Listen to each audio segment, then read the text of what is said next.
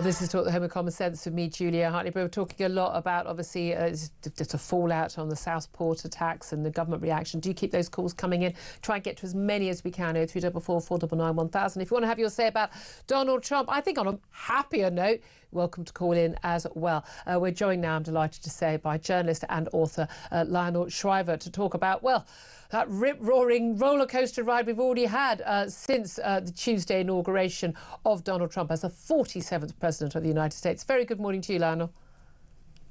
Good morning, Julia. Thank you so much. It's a pleasure to talk to you again. Well, it's an absolute pleasure to be joined by you. I mean, look, there's all the talk about what happened at the inauguration. I want to come on to woke bishops and their lecturing in a moment. But in terms of all those, I mean, that massive raft of executive orders that he announced in the first few hours, some signed on stage in front of, a cheering crowd at one of his rallies post the inauguration. Which were the executive orders that you were most happy about? And were there any you were concerned about? Well, in relation to most of them, I have to confess, I was jubilant. I'm one of those people who hasn't ever been a big Trump supporter. I have, to put it mildly, concerns about his character. Yes. But I've always liked a lot of his policies, which has put me electorally in an awkward position. And in fact, the New York Times has documented that there are a majority of the country supports him on a policy level while having concerns about him as a character. I was delighted about his attempt to get control of the border. I mean, that policy is even more popular than he is. Vastly. I mean, I was astonished to come across the figure that in one poll, 67% of Americans not just support getting control of the border, but mass deportations, which in American terms is extreme. Yeah, I mean, people have really woken up to this. I mean, 11 million people crossing the border and in America illegally. I mean, look, those sort of numbers, that's going to take a long time to deal with if he deals with all of it. But it is extraordinary that you're going to be seeing CNN and many of the other woke media. They'll be just having non-stop footage of crying immigrant children, about their fathers being snatched away. And it seems to me the American public are going to go, we're done with this.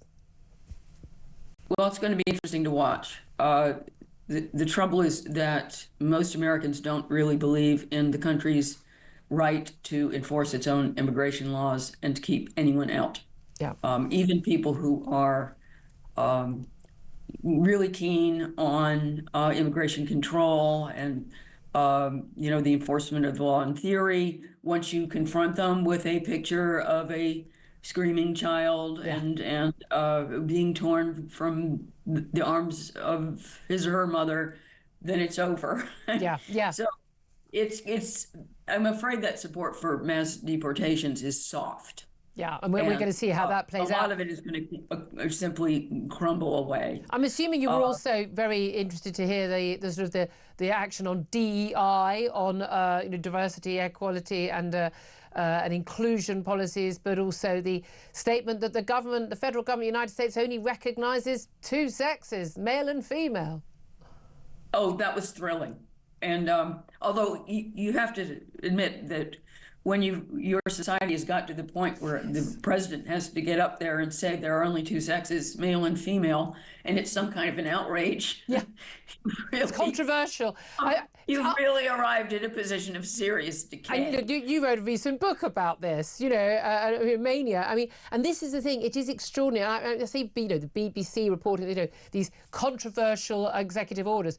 Controversial to whom? I mean, not to most people. Let me play a clip of this woke bishop who basically, wagged her finger at the Donald Trump and J.D. Vance and their families. This is the Right Reverend Marion Edgar Bood, Bishop of the Episcopal Diocese of Washington. Here's what she had to say at supposedly an interfaith, non-political church service in Washington yesterday.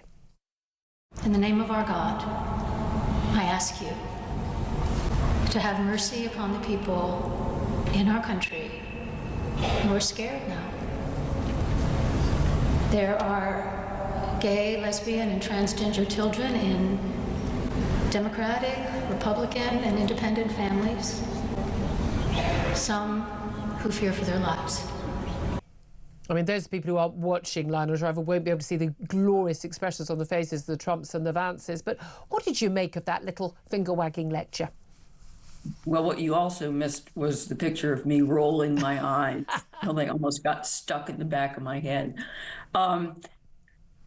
This is utterly absurd.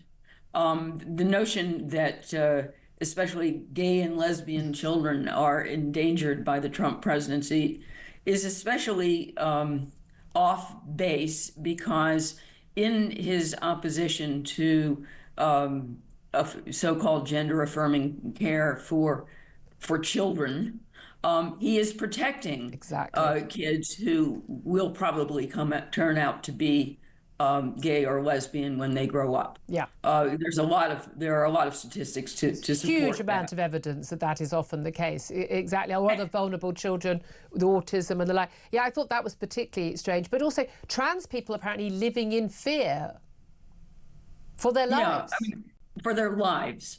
And you know, this is all part of the hysteria among Democrats that's only just getting started.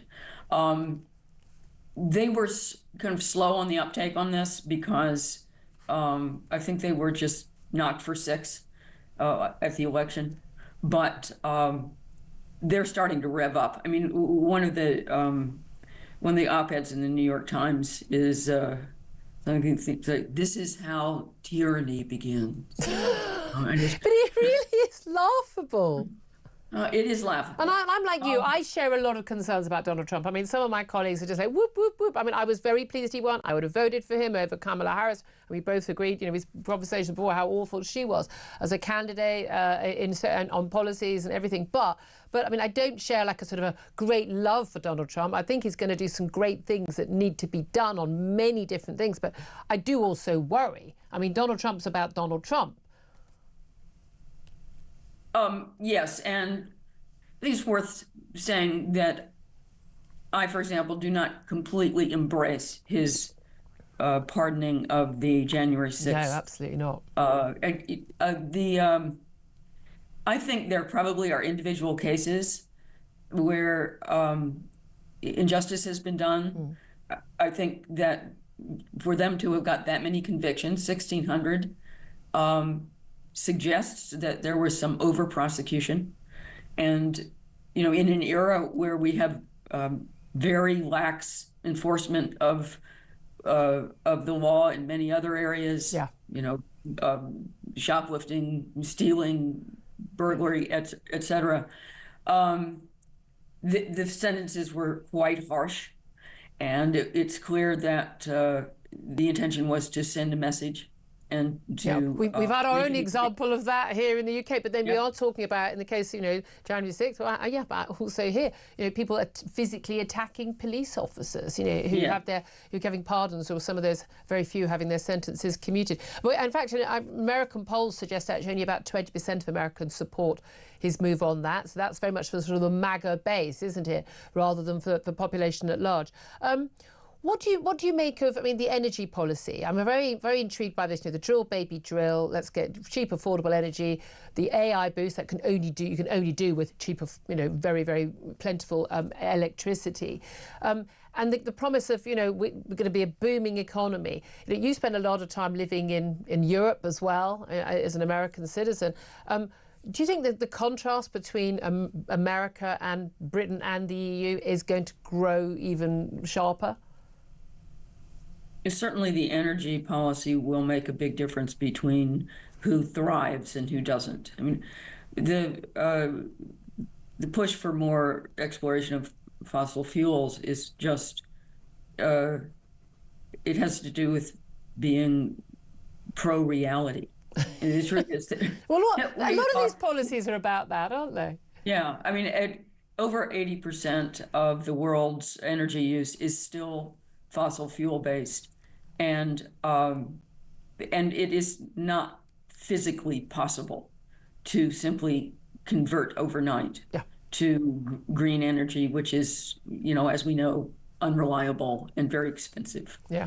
So if if Europe continues to pursue airheaded green policies, it will end up just outsourcing its manufacturing elsewhere. It will make absolutely no difference to the climate. Yeah, I mean, exactly. I mean, we're going to be talking more about that after 12 o'clock, actually. Just want to ask you about one final thing. I'll play another clip. The left, Democrats, left here, lost their minds over claims that Elon Musk did a Nazi salute at one of the rallies. I'm going to play the clip again. Not so helpful for those who are listening as opposed to watching online. He touches his heart, his breast where his heart is, and then he shoots out his hand, so my heart goes out to you. Let's have a watch and a listen of what he actually did. Thank you. Thank you. My heart goes out to you. From my description, from watching that, Lionel Shriver, do you think he did a Nazi salute? Of course not. Why do people claim that he did? Because they're desperate to make connections between Nazism and Trump. This has been going on throughout the election, and it doesn't take anything. Obviously, if you give this person even the smallest benefit of the doubt, you can see, he even says, you know, my heart goes out to you, that, you know, like that. Yeah, he doesn't say Heil Hitler. There's a clue.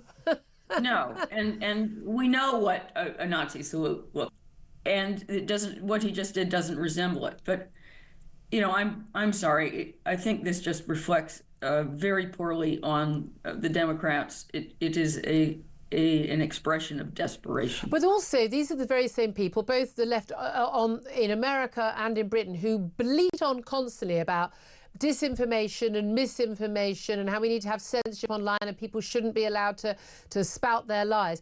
And then they do this. I mean, they are being mocked remorselessly by, frankly, anyone sane. You don't have to be a Trump or an Elon Musk sort of worshipper to say this is clearly not what you say it is. They just undermine themselves, don't they? Yes, I mean, you know, it's said that nothing suggests that you have lost a grip, like having to compare something to World War II. I mean, it is a reaching for hyperbole, yeah, which is an expression of impoverishment. I found that during the election, all these efforts to compare Trump to Hitler really fell flat. It suggested that these people had run out of legitimate arguments. Yeah. And I'm waiting for the moment when they realise that just looking at election results, that stuff doesn't work anymore. I will have to leave it there. But Lionel Shriver, great to be joined by journalist and author Lionel Shriver. Thank you for that. 11:47 is the time. I'm going to take a quick break.